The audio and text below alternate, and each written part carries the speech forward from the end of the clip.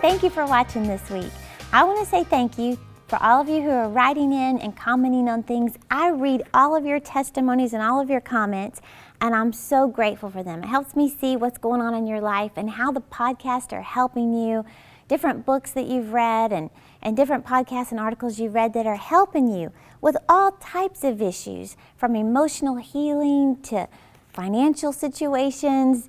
Most of the comments I receive have to do with your dreams and your goals and how you're pursuing them, how you're being more clear about them, and I can't even tell you how much that thrills me. All types of dreams and goals.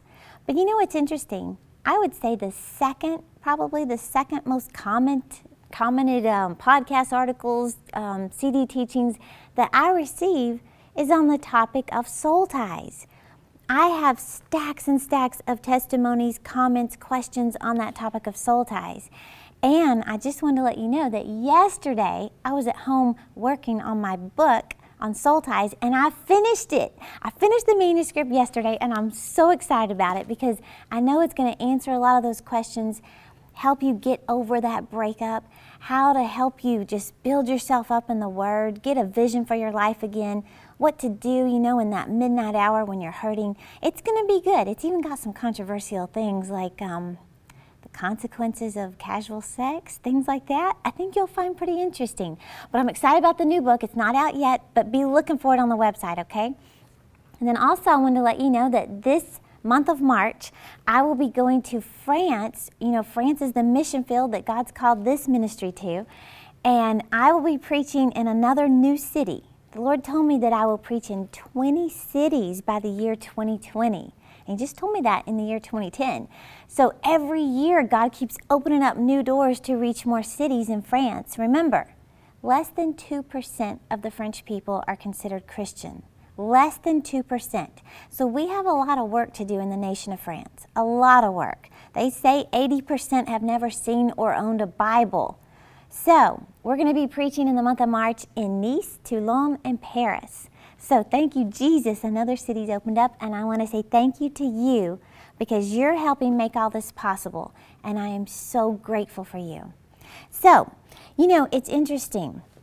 I read lots of success books, listen to a lot of success CDs, a lot of faith-building material that I like to just continually be feeding myself. And I've noticed, especially, reading books from successful people, like Dave Ramsey. He says, if you want to be successful, study successful people. You want to be rich, study rich people. You want to be skinny, study skinny people, right? Well, it's interesting how when somebody succeeds in an area, it seems like everybody wants to know what's your secret. Like you lose 10 pounds, they want to know what's your secret.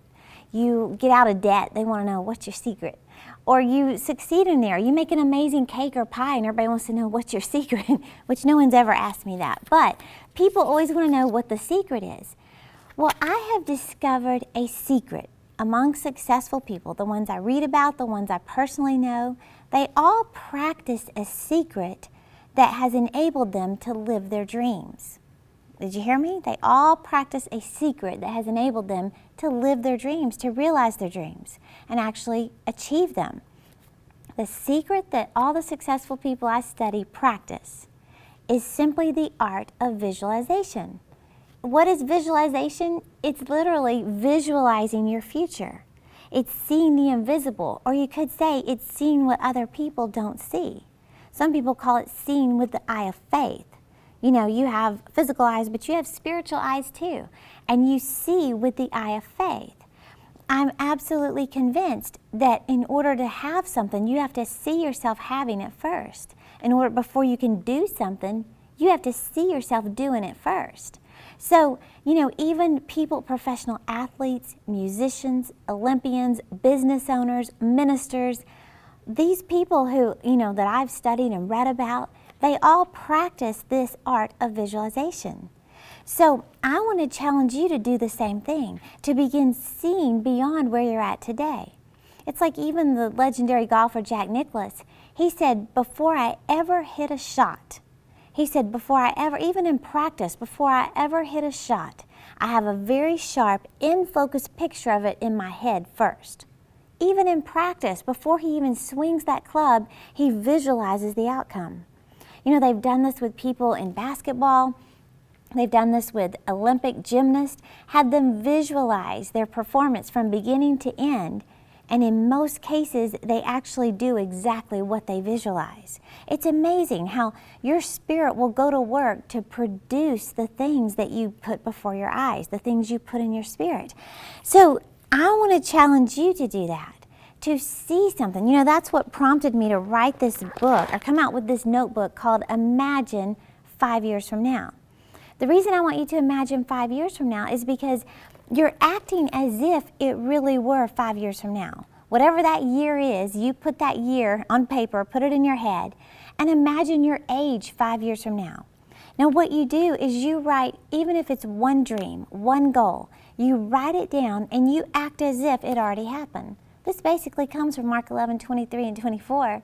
You act as if it's already happened. You know, in the book of Jeremiah, we see the Lord asking Jeremiah, he says, Jeremiah, what do you see? What do you see? He asked him a few verses later, Jeremiah, what do you see? Now, what if Jeremiah had said, nothing? No, Jeremiah actually said, I see the branch of an almond tree, you know, which symbolizes alertness and growth and activity. He told the Lord what he saw. God knows what's there, but he needs to see that you see it. He needs to hear you speak it out of your mouth. So you have to have an image, a desire, something that you see that's invisible right now. You've got to allow yourself, give yourself permission to see it. So I just want to ask you, what do you see 5 years from now? Do you see health in your body? If that's what it is, write it down. If you need to get pictures of yourself back when you were healthy, put a picture of you in there. Or if it's someone else that, you know, you say, hey, that's what I'm believing God for, is perfect health in my body. Whatever it is, if it's to get out of debt and you say 5 years from now, I'm completely out of debt. Well, what is that debt amount? Write the specific number down. But you act as if it were 5 years from now. That's faith, isn't it? That's using your faith to call those things that be not as if they already were. So I want you to just follow these steps. If you don't have your copy of the Imagine 5 Years From Now, I really encourage you to get it. You can put pictures in here, and I've got samples on how to visualize. I've got illustrations in here of successful people who visualize, like Jim Carrey, Jeff Bezos, different people. And there's tips in here on how to practice this habit.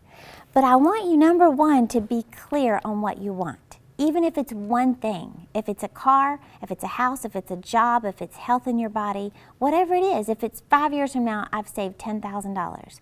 Be clear on what you want. Number two is write it down. The Bible tells us in Habakkuk to write the vision and make it plain. So write it down. Number three is to keep it in front of you. Out of sight is out of mind. And it's amazing. Your spirit has a supernatural ability to achieve what it thinks about the most. Do you hear me? Your spirit has a supernatural ability to achieve what it thinks about the most. So you keep those images in front of you and you act as if it's already happened.